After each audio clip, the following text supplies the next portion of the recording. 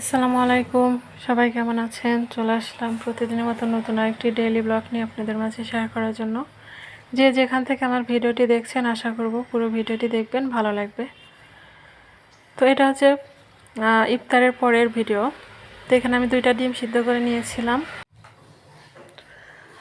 আর একটু দুধ জাল দিয়ে নিয়েছিলাম। এগুলো হচ্ছে ইফতারে খাচ্ছিলাম। তো যাই হোক, খাওয়া দাওয়া শেষ করে নামাজ পড়ে তারপরে রান্না করতে যাব।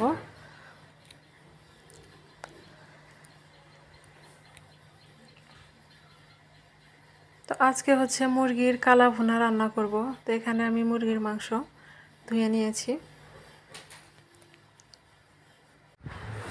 পানি ঝরিয়ে আর একটা পাত্রে তুলে নেব, যে পাত্রে আমি রান্না করব।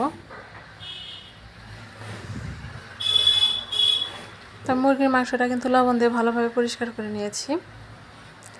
এখন এর ভিতরে আমি দিয়ে দিচ্ছি কেটে রাখা পেঁয়াজ, লবণ, মরিচের গুঁড়া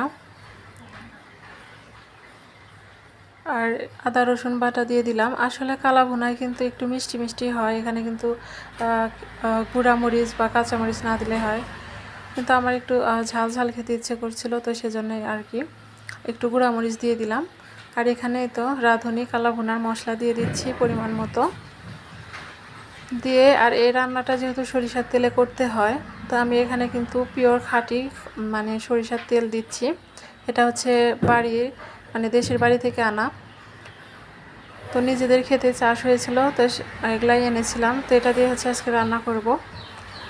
তো এই তো আমি কিন্তু চুলাটা অন করে দিয়েছি। আর আজকে আমি কোনো রকম পানি দেব না, অল্প আছে এটা রান্না করে নেব। আসলে যত ভাজা ভাজা হবে ততই কিন্তু এটা মানে কালা ভুনার আসল যে কালার সেটা কিন্তু চলে আসবে। তো এটা সসটা প্রথমে দেওয়ার দরকার ছিল, কিন্তু আমার খেয়াল ছিল না। তো যাই হোক, একটু পরে একটা টমেটো সস দিয়ে দিলাম। যেহেতু মুরগির মাংস মানে যতটুকু পরিমাণ সে অনুযায়ী কিন্তু সসটা দিয়ে দিলাম। একটু বেশি হলে কিন্তু কমিয়ে বাড়িয়ে দেওয়া যাবে। তো আমি একদম লো আঁচে এটা রান্না করতেছি, মানে যেহেতু আমি কোনো পানি দেবো না, তো সেজন্যই। এখন আবার একটু ঢাকনা দিয়ে ঢেকে আবার কিছুক্ষণ কষিয়ে নেব। তো এই তো দেখুন, আমি কিন্তু ভালোভাবে কষিয়ে নিয়েছি, এটা প্রায় শেষের দিকে, অনেকক্ষণ সময় নিয়ে কষিয়ে নিয়েছি।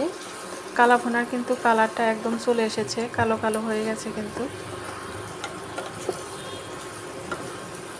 তো এখন এ পর্যায়ে নামানোর আগে এখানে কিন্তু বাগার দিলেও হয়, কাঁচা মরিচ, শুকনা মরিচ আর পেঁয়াজ দিয়ে বাগার দিলেও রান্না করা যায়। আজকে হচ্ছে আমি একদম মানে রাঁধুনি রেডিমিক্স মশলায় যেরকম লেখা আছে হুবহুব সেরকমই করতেছি। আজকে আমি কোনো বাগার দেব না।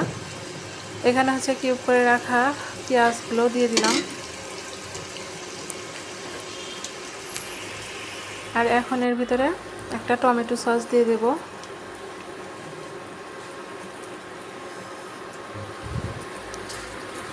তো এটা দিয়েও আমি এখন এটা 3-4 মিনিট ভালোভাবে কিন্তু এই তেলের সাথেই ভেজে নেব।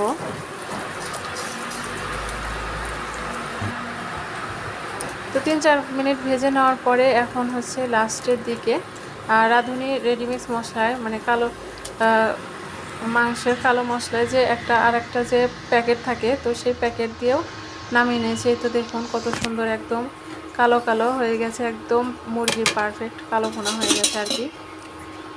তো যাই হোক, আমি এটা রান্না করে নামিয়ে নিয়েছি।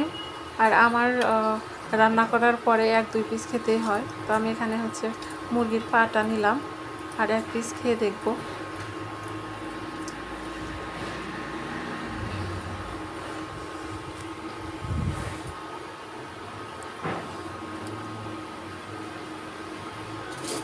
তো এই তো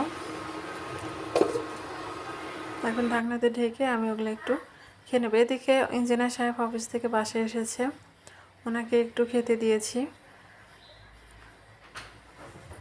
তো কালা ভুনাটা কিন্তু আসলে অনেক মজার হয়েছিল, আপনারা কিন্তু বাসায় এভাবে ট্রাই করে খেতে পারেন, একদম ঝামেলাবিহীন রান্না।